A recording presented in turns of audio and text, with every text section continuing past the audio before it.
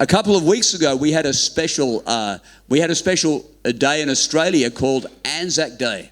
Beberapa minggu lalu di Australia itu kita merayakan hari yang istimewa namanya Hari Anzac. And that is a day where we remember all of the soldiers that sacrificed their lives to protect the country. Di mana hari itu kita mengenang para prajurit atau pahlawan-pahlawan yang telah meninggal untuk membela, melindungi negara kita. And I know that some people question this. They say, "Oh, why do we celebrate this day?" Ada orang yang bertanya, memangnya kenapa kita harus merayakan hari ini? And I think we need to point out that this is not a celebration of war. Kita harus menjelaskan dulu bahwa ini bukanlah perayaan atas sebuah perang. But this is really a day where we remember the sacrifice that people made fighting for a cause. Tapi lebih kepada kita mengenang ada orang-orang yang telah berjuang dan bertaruh, menaruhkan nyawanya untuk kita. And the point is, there are some causes that are worth fighting for. Dan dari sini kita mengetahui ada hal-hal yang perlu atau yang patut layak untuk kita perjuangkan. There are some things that maybe are not worth fighting for. Ada yang tidak harus patut untuk diperjuangkan. But there are some values in life that we should fight for. Tapi ada nilai-nilai di dalam hidup ini yang harus dan layak sekali untuk kita perjuangkan. How many know in the Second World War?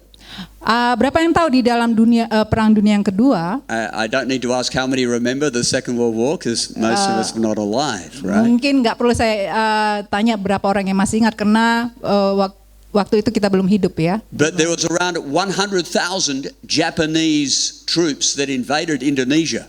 Ada 100.000 orang tentara Jepang datang untuk menyerang Indonesia. Did you know that?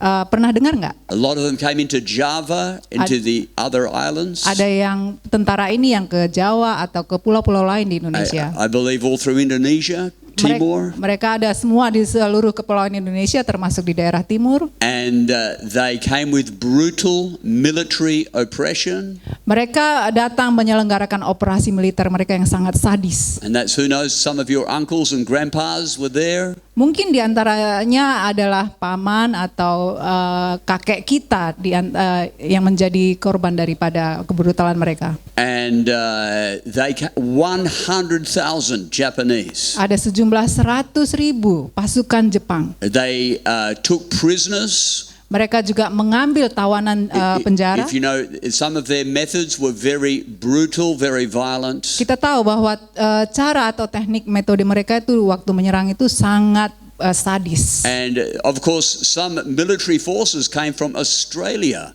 Dan juga ada tentara militer dari Australia yang datang. To come and protect. They were really trying to protect Australia. Untuk datang karena mereka ingin melindungi Australia juga. And so they sent a force, I believe it was just under 3,000 Australian troops into Indonesia. Sehingga mereka Australia ini mengutus 300 ribuan tentara ke 3,000. 3.000 pasukan ke Indonesia dari Australia. And also a lot more to Papua New Guinea. Dan juga sebagian diantaranya ada yang lebih banyak ke Papua New Guinea. And even though it was a relatively small force, because Australia is a small country. Walaupun jumlah tentara ini 3.000 ini termasuk dikit karena Australia itu bukan jumlah penduduknya yang besar. But they were still able to have a significant impact in resisting the Japanese. Tapi dampaknya itu lumayan besar sekali terhadap perlawanan terhadap tentara Jepang. And the Japanese were finally defeated. Sehingga akhirnya tentara Jepang ini dikalahkan. And Indonesia was able to become an independent nation. Dan akhirnya Indonesia pun dapat berdiri menjadi negara yang merdeka. Free from foreign rule. Bebas dari pemerintahan negara asing. How many know freedom's a good thing? Berapa yang tahu dari antara kita bahwa kebebasan adalah hal yang sangat baik. But people had to fight for it. Tapi untuk mendapat kebebasan itu ada orang yang harus berjuang. Some of you had relatives who fought. Mungkin sebagian ada saudara kita yang sudah berjuang di dalam perjuangan Amen. itu. Brother Denny says he had a relative that fought against the Japanese. Ada saudara kita, Right. Pak Dedi ya, salah satu saudaranya berperang melawan tentara Jepang. Amen. Some things are worth fighting for. Ada hal-hal yang layak, patut untuk kita perjuangkan. What about you? What do you think is worth fighting for? Bagaimana dengan kita? Apa hal-hal yang layak kita perjuangkan? Sometimes husbands and wives fight over small things. Kadang kita harus, walaupun hal kecil ya, tapi kita mau layak perjuangkan. Again, we want to think about things that are worth fighting for Kita membahas di sini mengenai hal-hal yang layak dan patut diperjuangkan. and what's not worth fighting for. Dan apa juga yang tidak patut diperjuangkan. Hallelujah. Somebody said some things aren't worth fighting over, but chocolate is not one of those things. Ada semboyan atau perkataan yang mengatakan ada hal yang layak diperjuangkan, tapi bukanlah coklat. Yeah, well, okay. We'll move on from that one. Okay, Matthew 28. Kita lihat dari Matius 28. Here's Jesus in his final words, some of his final words before ascending to heaven. Yesus mengatakan perkataannya terakhir sebelum terangkat ke surga. He has spent his life Dia telah menghabiskan waktunya and now he's telling his disciples what is left to do. dan di akhirnya dia mengatakan apa yang terakhir harus dilakukan. In other words, Jesus is saying this is what is worth fighting for. Dan dengan kata lain, Tuhan Yesus hendak mengatakan bahwa inilah hal yang layak untuk diperjuangkan. This is called the Great Commission. Yaitu disebut amanat agung. Something that every Christian has to hold dear in their heart. Yang mana sebagai orang Kristen kita harus memegang teguh amanat agung ini. Because this was our Lord's command. Karena ini adalah perintah dari Tuhan kita. Let's read it. Mari kita baca. Go therefore and make disciples of all nations, baptizing them in the name of the Father and the Son and the Holy Spirit, teaching them to observe all things that I've commanded you, and lo, I am with you always, even to the ends of the earth. Matius 28 ayat 19, karena itu pergilah, jadikanlah semua bangsa muridku dan baptislah mereka dalam nama Bapa dan Anak dan Roh Kudus. Dan ajarlah mereka melakukan segala sesuatu yang telah kuperintahkan kepadamu, dan ketahuilah, aku menyertai kamu senantiasa sampai kepada akhir zaman. Praise God. Amen. So we want to think of the first thing that Jesus is talking about. Mari kita lihat hal yang pertama yang hendak Tuhan Yesus sampaikan. We're talking about things that God values. Kita mau berbicara tentang nilai-nilai dalam standarnya Tuhan. Things that God says are important. Hal-hal yang penting dalam pandangan Tuhan. Things that will affect our priorities. Hal-hal yang mempengaruhi Things prioritas-prioritas that will kita. affect our decisions and our actions. Dan juga mempengaruhi di dalam tindakan atau perilaku kita. Do you realize that what you value most is what you will spend your life for? Sadarkah kamu terhadap hal-hal yang kamu anggap penting adalah kesitulah kamu habiskan waktu kamu paling banyak. We can say that we value a relationship with a person, Kita menghargai, menilai bahwa sebuah hubungan kita kepada seseorang sangat tinggi, but that is demonstrated by how much time we spend. tapi itu ditunjukkan seberapa banyak waktu yang kita habiskan waktu dengan dia. We can say that we recognize Jesus as Lord, Kita bisa saja bilang kita mengenal Yesus sebagai Tuhan, but really this is demonstrated by how much we will value or live for His commandments. tapi ini ditunjukkan bagaimana kita menilai atau terhadap apa yang Tuhan perintahkan kepada kita. Amen. And so Jesus handed down the commandments to the disciples, Tuhan Yesus menyerahkan perintahnya kepada murid-muridnya, and He gave them the job of fighting for these values. dan Tuhan juga memberikan pekerjaan supaya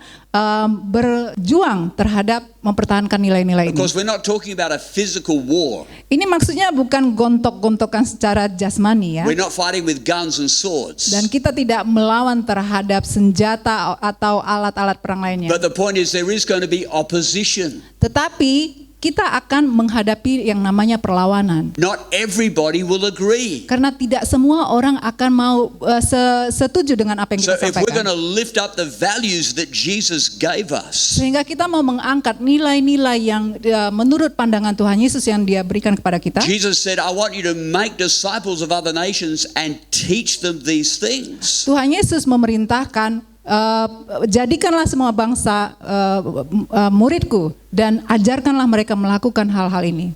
If you believe this, there's some things you have to put into place. Kalau kamu memang benar-benar percaya sama perintah Tuhan Yesus ini, kamu akan mulai menempatkan hal-hal yang penting di dalam hidupmu. In other words, he's talking about what we believe. Dengan kata lain, ini berbicara tentang apa yang kita percayai. How many believe in Jesus? Berapa banyak yang percaya pada Yesus?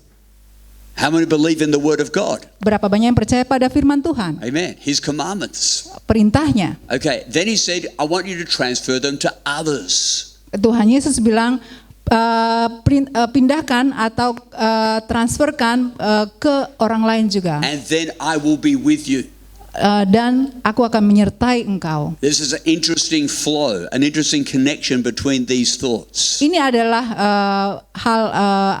aliran yang penting untuk kita mendapat konsep ini. In other words, we put these things in place in our lives and Jesus says, I will be with you in this. Dengan kata lain, bila Tuhan Yesus kita tahu bahwa kita menempatkan apa yang harusnya ditempatkan, maka Tuhan Yesus bilang, aku akan menyertai How many engkau. want Jesus to be with you? Berapa banyak ingin Tuhan Yesus menyertai engkau?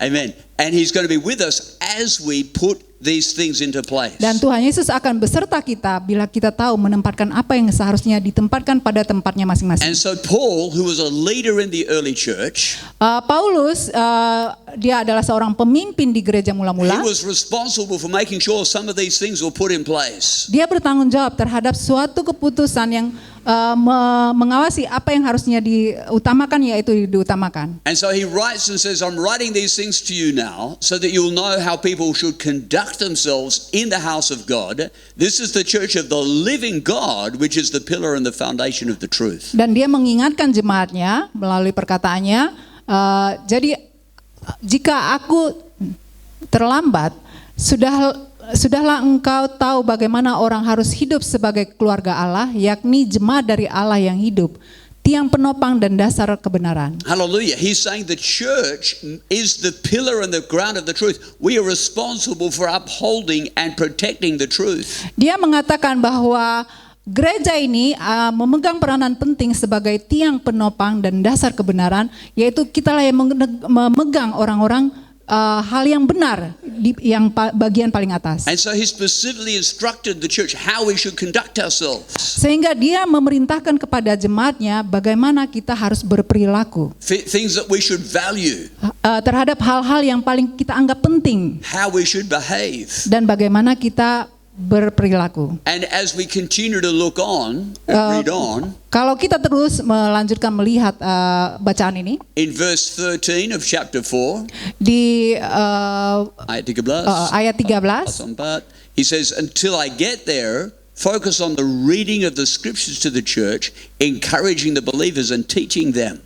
Sampai saya akan sampai ke tempat kamu, bertekunlah dalam membaca kitab-kitab suci, dalam membangun dan dalam mengajar. Now, this may sound very basic to some of us. Ini adalah mungkin hal-hal yang paling dasar What bagi Paul kita. is saying is the word of God must be central.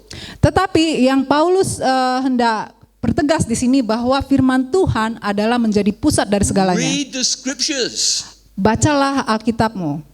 That's pretty clear, isn't it? Jelas sekali di sini disampaikan. Encourage the believers from the word of God. Dia mendorong para jemaat untuk membaca firman Tuhan. Because this is the truth. Karena ini adalah kebenaran. Why did he say that? Kenapa Paulus mengatakan Who demikian? thinks that sounds a bit basic? Siapa yang perlu hal-hal sangat dasar? Yeah. Who thinks this is a pretty basic? Siapa yang berpikir bahwa ini sebenarnya hal-hal yang mendasar sekali? Or if you don't think it's basic, you must think it's a very high level of revelation that's so confusing, right? Kalau kita nggak berpikir bahwa yang disampaikan Paulus ini adalah sebenarnya hal-hal dasar, berarti kita berpikir adalah hal-hal yang I sangat think somebody tinggi di needs luar to jangkauan kita. plug in the projector, and maybe it's become unplugged. I plug in the laptop. Is it plugged in? Just make sure the plug is not loose. The charger, yeah? It should be there. Okay. All right, we're going to function without the scriptures. All right, trust me. Ya, berarti kita nggak bisa melihat ayat Alkitab ya di layar, jadi harus percaya sama pastor. Together into the unknown. Okay, so Paul is laying a foundation. Paulus menempatkan sebuah fondasi. Okay. The church is to be built on the truth of the word of God. Bahwa gereja harusnya dibangun di atas kebenaran firman Tuhan. Because Paul knew that over time there would be pressure to move away from the simple basic foundation of this word. Karena of this foundation. Paulus mengamati bahwa jemaat ini suatu hari ada kemungkinan untuk dia disimpangkan dari kebenaran firman Tuhan yang mana sangat dasar. Churches would rather follow current trends. Gereja lebih cenderung mengikuti trending yang sedang terjadi atau fashion, human traditions, atau tradisi-tradisi manusia, entertainment, atau hiburan. Anything that will make us feel good. Apa saja yang membuat manusia merasa baik, merasa enak. Even just the flavor of that generation. Meskipun itu cita rasa dari generasi. This is the LGBTQ, right, generation. Sekarang ini kita ada di zaman generasi LGBT. So let's just make the church LGBTQ. It's got to be all inclusive, right? Kalau gitu, mari kita cocokkan gereja kita untuk mengadaptasi LGBT karena supaya kita dianggap merangkul semua orang. Right? Wrong. Benar atau salah?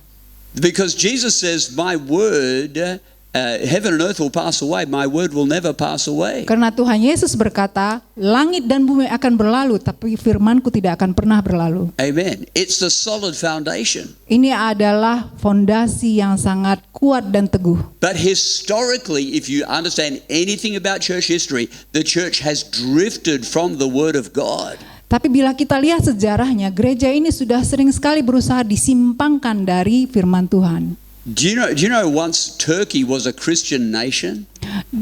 Tahu nggak dulu bahwa sebenarnya Turki itu adalah dulunya negara Kristen? Has anybody been to Turkey? Pernah ada yang ke Turki?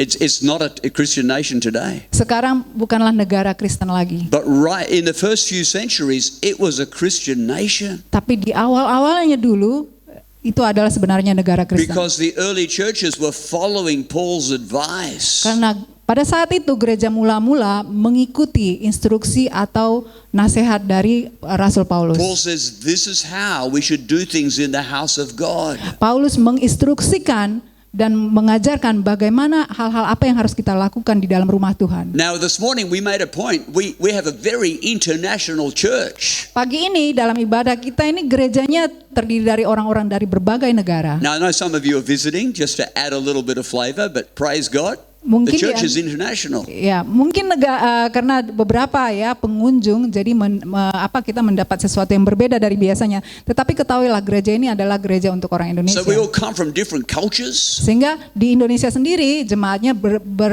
datang dari berbagai macam latar belakang budaya. Latar belakang budaya yang There's going berbeda. to be different ways of communicating. Sehingga ada dari latar belakang berbeda, cara berkomunikasi pun kita berbeda-beda. Different personalities. Dan personalitasnya atau kepribadiannya juga berbeda-beda. Dan juga hal-hal yang kita sukai tidak suka itu juga berbeda-beda. And so does that mean we just adjust everything to do according to my culture, my preference? Sehingga apakah artinya gereja itu harus menyesuaikan terhadap orang-orang yang dari latar belakang berbeda-beda dan kesukaan yang berbeda pula? Well, what Jesus and Paul was saying, tetapi apa yang Tuhan Yesus dan Paulus katakan, don't change the recipe. Jangan ubah isi menunya. Amen. This is what Jesus has passed down to us. Karena inilah yang telah Tuhan Yesus turunkan kepada kita. Now, in chapter 2 of Timothy, di dalam Timotius 2, Paul goes on to reinforce some of these things. Paulus benar-benar memperkuat, meneguhkan beberapa hal ini. He talks about how the church should pray together with men leading the prayer. Dia mengingatkan bagaimana supaya jemaat berdoa bersama-sama dengan lelaki pria yang memimpin doa. Now we don't have the screen, so you can look on your Bibles. It's 1 Timothy chapter 2. Mari kita dilihat mungkin di Bible-nya di 1 Timotius pasal 2. Amen. He starts off by talking about how we should pray for all these things. Dia mengingatkan pertama bagaimana berdoa. So firstly, we should continue to pray. Yang pertama yaitu kita harus senantiasa berdoa selalu. And pray together. Dan berdoa bersama-sama. But then Paul says, I want men And he says specifically men to lead the prayer. Dan dia kemudian menambahkan secara spesifik, aku mau pria, ada pria yang memimpin doa. Now all the feminists can get upset right here. Mungkin ada golongan-golongan feminis ya yang agak berontak mendengarkan ini. But you're not arguing with me. Tetapi kamu bukanlah berontak kepada This saya. is God's word. Ini adalah apa yang firman Tuhan And some sampaikan. people say, oh, but Paul was just a chauvinist. He was just this bigoted male. Mungkin ada yang beberapa dari kita mengatakan, ya Paulus hanya sama pria saja. Amen. But Paul refers to the reason for this. Tetapi Paulus mengacu beberapa alasan terhadap Because ini. he goes on to say, he says, I want men to lead the church, not women. Dan dia mempertegas supaya prialah yang memimpin gereja, bukan wanita. But he gives special instruction to women because he values women. Tetapi dia juga menambahkan instruksi yang jelas kepada wanita karena dia juga menghargai kaum wanita. He's not saying that women have no place. Dia bukan mengatakan bahwa wanita bukan punya tempat yang tidak mempunyai tempat yang penting di Women gereja. have a very important place. Tetapi wanita juga punya tempat yang penting. Man, I tell you, if it wasn't for women, this church would soon look like a pigsty. Coba bayangkan kalau nggak ada wanita di gereja kita ini, mungkin semuanya udah kacau balau I am a berantakan. personal witness to that. Saya punya kesaksian secara pribadi terhadap itu. Thank God for women who are able to lead Sunday school. Puji Tuhan ya kepada wanita-wanita yang membantu di dalam gereja sekolah But minggu. Paul says, look, there's a limit. I don't want the women to be telling the men what to do. That's not appropriate. Tetapi Paulus mengatakan ada batasan. Saya tidak ingin supaya wanita yang memberikan perintah kepada pria karena itu tidak benar. Men are the ones to carry God's authority in the church. Karena prialah yang membawa otoritas Tuhan ke dalam gereja. And he gives a reason. He says, because God created Adam first, then Eve. Alasannya adalah karena Paulus merujuk kepada bahwa Tuhan menciptakan pria terlebih dahulu, kemudian wanita. And that's a different sermon. I won't continue on that. That's another topic for another day. Ya, saya akan melanjutkan topik tersebut di ibadah selanjutnya. But Paul writes to Titus in the book of Titus. Tetapi di dalam surat Paulus kepada jemaat di Titus, And he says, Titus, I want you to set these things in order. kemudian Paulus menuliskan, Titus, saya ingin supaya kamu menata, membenahi gereja kamu. Now this is important. Ini adalah penting. Because I'm not going to be here forever and ever and ever. Karena Paulus bilang, karena saya tidak akan bersama dengan kamu selama-lamanya. No, it's actually Pastor Brian that's saying that. Maksudnya Pastor Brian yang tidak akan bersama dengan kita di gereja ini selama-lamanya. So what that means is men, in Indonesian men are going to have to rise up and begin to take responsibility to set things in order.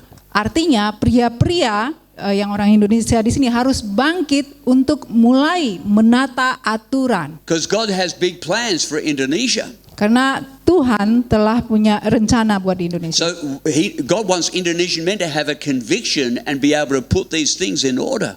Karena Tuhan punya rencana bahwa pria-pria di gereja ini untuk mempunyai keyakinan untuk mulai menata apa yang harusnya ditempatkan pada tempatnya Because masing-masing. history shows that people love to change things according to their own preferences. Karena di dalam sejarah kita bisa melihat bahwa gereja suka diubahkan atau disimpangkan karena berdasarkan apa yang mereka sukai atau yang tidak mereka sukai. Because we tend to think that, hey, the way I feel about things is best. Karena manusia sering sekali saya rasa ini yang terbaik.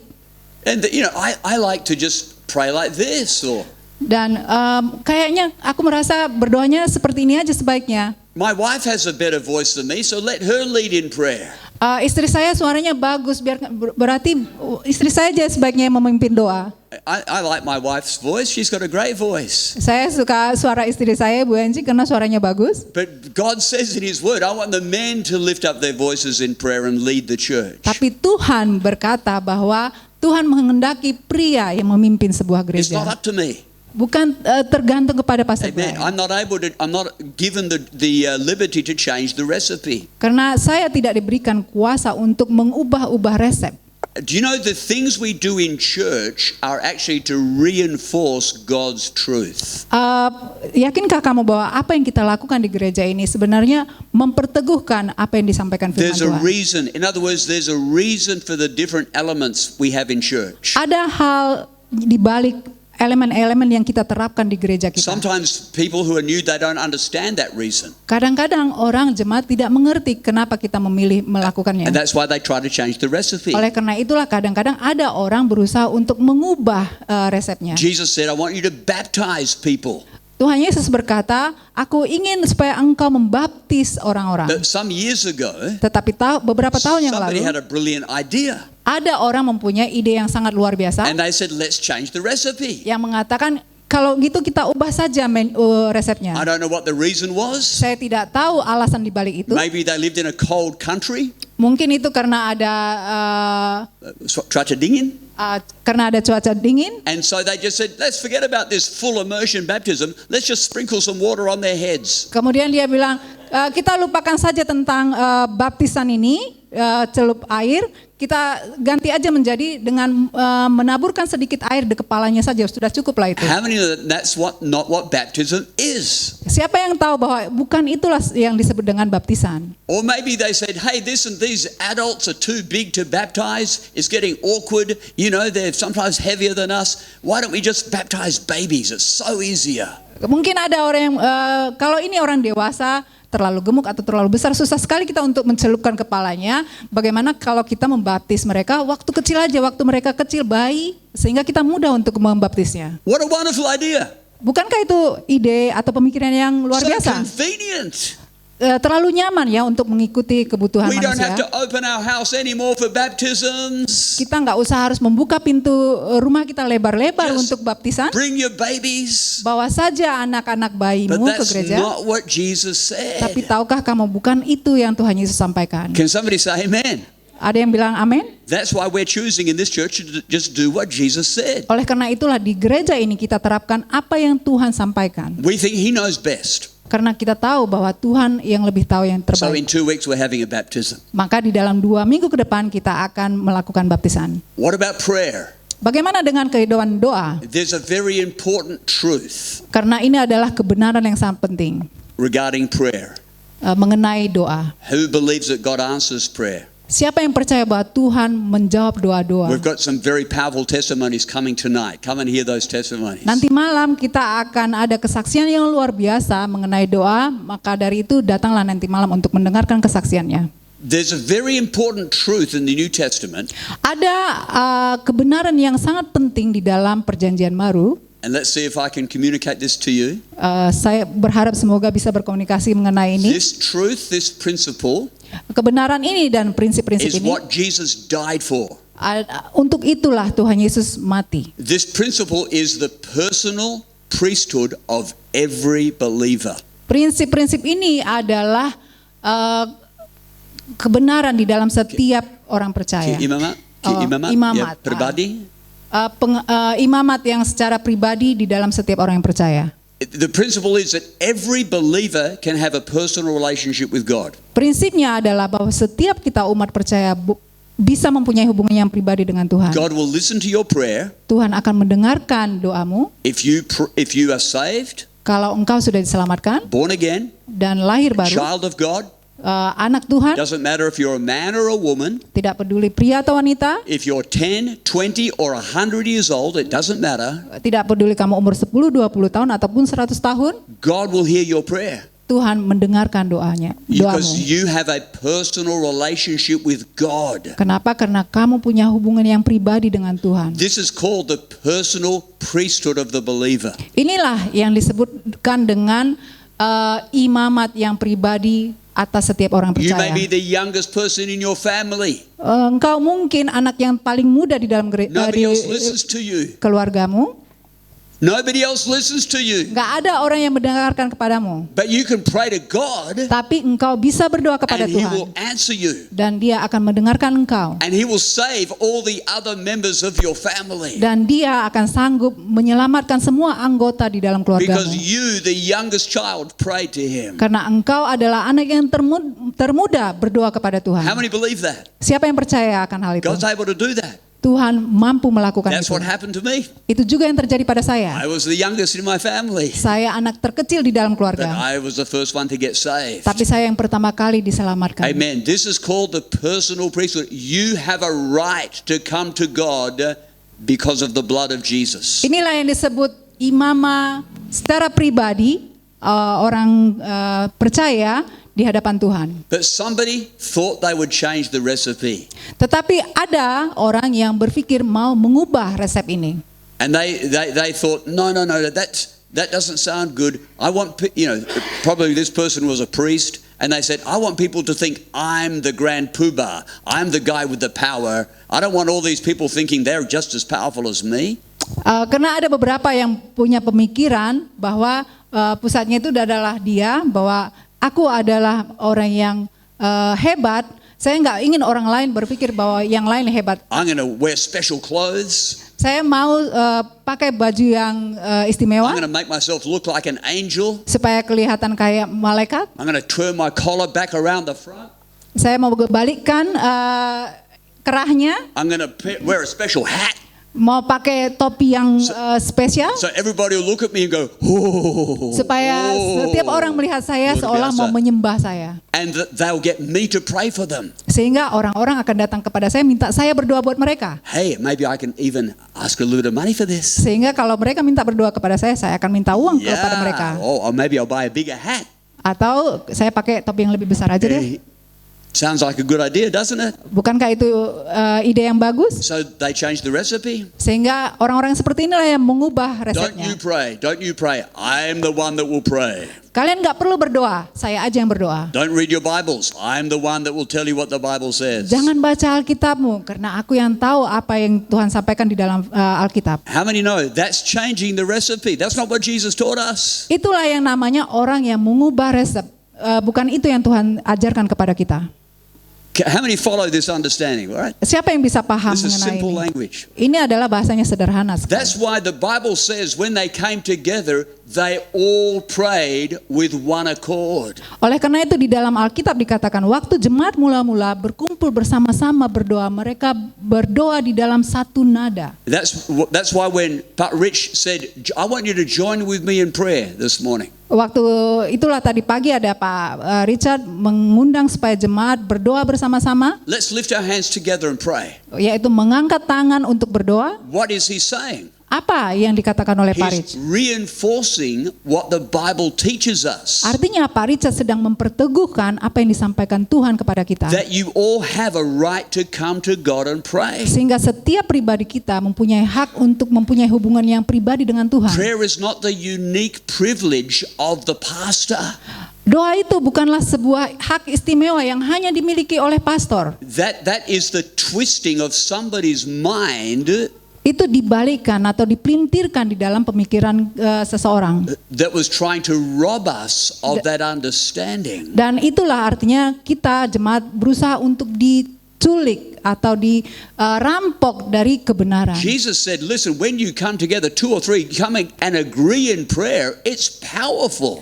Tuhan Yesus sendiri mengatakan jika kamu ada 2 atau 3 orang berkumpul berdoa dan bersepakat, itu akan mendapatkan doa yang luar biasa. And that's why you read in the book of Acts. Dan bila kita lihat di kitab Kisah Para Rasul, as the disciples began to follow what Jesus said, ada dinyatakan bahwa murid-murid mulai mengikuti apa yang disampaikan they Tuhan began Yesus. to meet together and pray together. Mereka mulai berkumpul bersama-sama dan Acts berdoa chapter bersama-sama.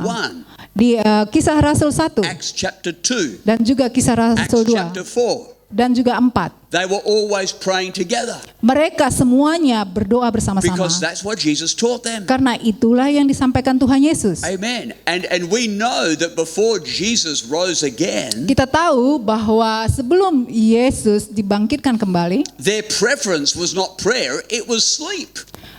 kesukaan mereka bukannya orang-orang yang berdoa, tapi mereka lebih suka tidur daripada berdoa. Right? Benar kan? But after Jesus rose again Tetapi setelah Tuhan Yesus and bangkit gave them the Great Commission, dan menginstruksikan mereka mengenai amanat agung ini, they thought, okay, let's try to get it right this time. mereka mulai tersadar untuk melakukan sesuai apa yang dibilang Tuhan Yesus. We're going to start to do what Jesus said. Mereka mulai berpikir untuk mulai melakukan apa yang diajarkan Tuhan Yesus. And that's why we have corporate prayer. Oleh karena itulah kita selalu mengundang orang untuk berdoa. That's why we lift up our voices with one accord to God. Oleh karena itulah kita sama-sama berdoa dengan suara lantang, dengan satu nada berseru kepada Tuhan. Because that's what Jesus died for, so that we could have a personal relationship with God. Karena untuk itulah Tuhan Yesus mati bagi kita supaya kita mempunyai hubungan yang pribadi dengan Tuhan. Because of the blood of Christ, Oleh karena darah Tuhan Yesus Kristus, you can come right into the very presence of God. kamu bisa datang di dalam hadirat Tuhan. In the Old Testament, only the high priest could do that once a year. Di dalam perjanjian lama yang bisa datang ke hadirat Tuhan itu adalah hanya pendeta yang Imam golongannya imamat besar saja. Yeah, once a year. Hanya sekali dalam After setahun. many rituals. Setelah melewati berbagai macam ritual dulu. But the Bible says if you've been born again, Tetapi Alkitab menegaskan kalau engkau lahir baru, you can just walk straight in. kamu bisa datang langsung berhadapan dengan Isn't Tuhan. that awesome? Bukankah itu luar biasa? You don't have to do any big rituals. Jadi kamu bukan harus melewati berbagai ritual dulu untuk bisa datang kepada You can Tuhan. just come in and say, "Hi Dad, remember I'm your child." Bisa datang langsung kepada Tuhan, Bapa ini aku ini adalah anakmu. It's that simple. Sesederhana itu. That's what prayer is. Itulah yang namanya doa. So when we are praying together, Sehingga we are practicing Sehingga waktu kita datang berkumpul, berdoa bersama-sama, artinya kita mempraktekkan the personal priesthood of the believer. Kita sebagai imamat secara pribadi, sebagai orang yang percaya kepada Tuhan. I want to finish. Saya ingin menyelesaikannya. Jesus said, if you will teach everybody to follow what I'm saying, I'm going to be with you always. Tuhan Yesus berkata, kalau engkau mengajarkan murid-muridku melakukan apa yang aku ajarkan, aku akan menyertai engkau. If we want God to attend church with us, Jika kita ingin Tuhan juga hadir bersama-sama kita di gereja, we've got to listen to His instructions. kita harus mendengarkan baik-baik perintahnya. Don't go veering off to the left or to the right. Jangan menyimpang ke kiri atau ke kanan. You know, don't start to think, hey, a few statues would look good here for a bit of decoration. Jangan berpikir, kayaknya bagus deh kalau kita pasang patung di sini sebagai dekorasi. I like statues. Karena aku suka ada patung di How about gereja. a few paintings of Jesus and one or two of Mary as well? That would look really great. Bit of decoration. Bagaimana kalau kita tambahkan ada lukisan Tuhan Yesus atau lukisan Maria di dinding ini, mungkin akan jauh lebih baik. That's not what Jesus taught us. Bukan itu yang Tuhan Yesus In ajarkan fact, kita. He taught us the opposite. Don't make any of these images. Kan- Those that worship me must worship me in spirit and truth. Karena Tuhan Yesus mengajarkan kita sebaliknya, jangan ada di hadapanmu patung-patung dan jangan bangun apapun selain daripada hanya datang kepada Tuhan Yesus. Mereka yang menyembah aku harus menyembah aku di dalam roh dan kebenaran. That's what God's word says. Yeah. Worship Him in spirit and truth. Yang diperintahkan Tuhan Yesus adalah menyembah Tuhan di dalam roh dan kebenaran. Amen. In the Old Testament, Di dalam perjanjian lama, the people were commanded to build a temple. orang-orang jemaat-jemaat diperintahkan untuk membangun rumah ibadat. Solomon was commanded. Yaitu ada Raja Salomo yang diperintahkan And the membangun bait Allah. temple had to be built very specifically. Dan diperintahkan bait Allah itu untuk dibangun sangat spesifik. Specific measurements. Contohnya ukurannya harus ukuran tertentu The curtains had to be specific measurements. dan hordennya pun harus sesuai dengan ukuran-ukuran tertentu. Certain things had to be covered with gold. Dan beberapa bagian harus dilapisi dengan emas. Now, in the New Testament, Namun di perjanjian we baru don't believe God dwells in a building, He dwells in us. kita tidak percaya bahwa Tuhan berdiam di dalam bangunan, tapi Tuhan berdiam di dalam diri jemaatnya. But the Old Testament was a picture Tetapi perjanjian lama itu hanyalah gambaran that represents a reality. yang mempresentasikan A kenyataan. reality that you and I can experience here and now. Kenyataan yang mana kita bisa alami sekarang ini. Now, guess what happened when they built the temple? Coba bayangkan apabila mereka membangun bait Allah. Does anybody know the story? Pernah mendengar when ceritanya? they finished the temple, Waktu mereka selesai membangun bait it Allah, was completely exactly according to the commandments. sudah dibangun sesuai dengan perintahnya. All the measurements, Semua ukurannya all the materials, dan bahan-bahan the bangunannya exact structure. sesuai dengan struktur bangunan. And on that day they stood in the temple and they praised God. Dan di hari itu mereka berkumpul dan mereka memuji Tuhan. And the Bible tells us what happened Dan Alkitab memberitahu kepada kita apa yang in terjadi the book of Chronicles. di dalam kitab Tawarik. As they worship God, Saat aku menyembah Tuhan, as they worship saat God, mereka menyembah Tuhan, the presence of God filled that temple. hadirat Tuhan memenuhi bait Allah. There was a cloud that filled that temple, Ada awan yang menyelubungi and the bait presence Allah. of God was so powerful Dan perkataan Tuhan sangat berkuasa. they could not stand in the presence of God. They fell down. Bahkan mereka tidak sanggup untuk berdiri dan akhirnya mereka semuanya terjatuh. God made his presence known. Tuhan menyatakan kehadirannya, God dinyatakan made a jemaatnya. statement. Dan Tuhan memberikan He pernyataan. revealed himself. Dia mengungkapkan dirinya sendiri. That's exactly what God wants to do in this place. Itulah yang ingin Tuhan kerjakan di tempat ini. That's what Jesus was talking about. Itulah yang Tuhan Yesus sampaikan. We're not just doing all this, going through the physical mechanics just by ourselves. Kita tidak melakukan hal kumpulan di gereja ini secara fisik, God's presence wants to manifest. karena kehadiran Tuhan ingin dinyatakan. You see, we stop thinking that this is just simply we're going through these mechanics. Jadi jangan pikir bahwa ini harus melewati beberapa tatanan atau struktur kerangka dulu. Why does the song leader tell us to raise our hands? Apa yang dikatakan pemimpin pujian untuk mengangkat pujian? Why does he say that? Kenapa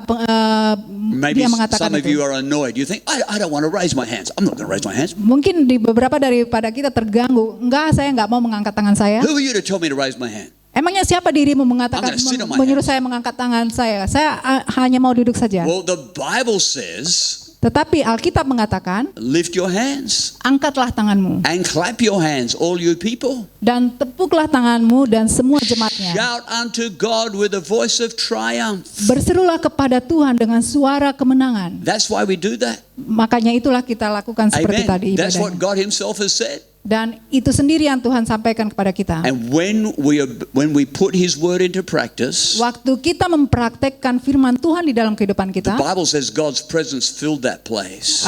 kata Tuhan bahwa hadirat Tuhan memenuhi tempat itu. Some people are going to get healed in this place this morning Ada beberapa orang yang akan dipulihkan pagi ini di tempat ini. when God's presence manifests. Sewaktu kehadiran Tuhan nyata di antara kita. Some of you need a supernatural breakthrough in your life. Ada di antara kita yang membutuhkan terobosan ilahi di dalam hidupan kita. This will affect your home life. Karena ini akan mempengaruhi kehidupan Some of keluargamu. you need a breakthrough in relationships. Kamu membutuhkan sebuah terobosan di dalam You need the hubungan-hubunganmu. wisdom of God. Kamu membutuhkan kebijaksanaan atau hikmat dari Tuhan. You actually want God to supernaturally touch you this morning. Atau kamu merindukan ada jamahan Tuhan ilahi di dalam hidupmu. That's why we need the presence of God. Oleh karena itulah kita meminta atau menginginkan ada The hadirat Tuhan. supernatural touch of God. Ada jamahan ilahi Tuhan di dalam hidupmu. Thank God recently we've been seeing some very powerful conversions, people making some serious decisions for Christ. Kita bersyukur belakangan ini kita menyaksikan ada orang yang ada jamahan Tuhan di dalam hidupnya dan mengalami perubahan di dalam hidupnya. People getting set free from their past and living as new creatures in Christ. Beberapa jemaat yang dilepaskan dari kehidupan lamanya dan mengalami kemenangan di dalam Tuhan Yesus. People being filled with joy and wanting to share their testimony. Orang-orang yang dipenuhi sukacita sehingga mereka mau keluar untuk memberikan kesaksian hidup mereka. That happens not because we're following a program. Itu terjadi bukan karena mereka hanya mengikuti It's program-program. not because of the wonderful banner we have outside our church. Itu bukan terjadi karena ada banner di depan gereja kita. It's because God is manifesting his presence. Tetapi karena Tuhan sendiri yang membuat dirinya nyata di antara jemaatnya. Do you want God to manifest his presence in your life? Maukah engkau supaya Tuhan membuat dirinya nyata di dalam hidupmu? Do what he says. Lakukanlah apa yang Dia ajarkan. Jesus said, if you will obey my word, Tuhan Yesus sampaikan, jika engkau menuruti perintahku, you are truly my disciple, engkau adalah benar-benar muridku, and you shall know the truth, dan engkau akan mengetahui kebenaran, and the truth will set you free. dan kebenaran itu akan membebaskanmu. Let's obey his word. Mari kita turuti perintah Tuhan. Amen. Amin. Let's pray. Mari kita berdoa. Every head bowed.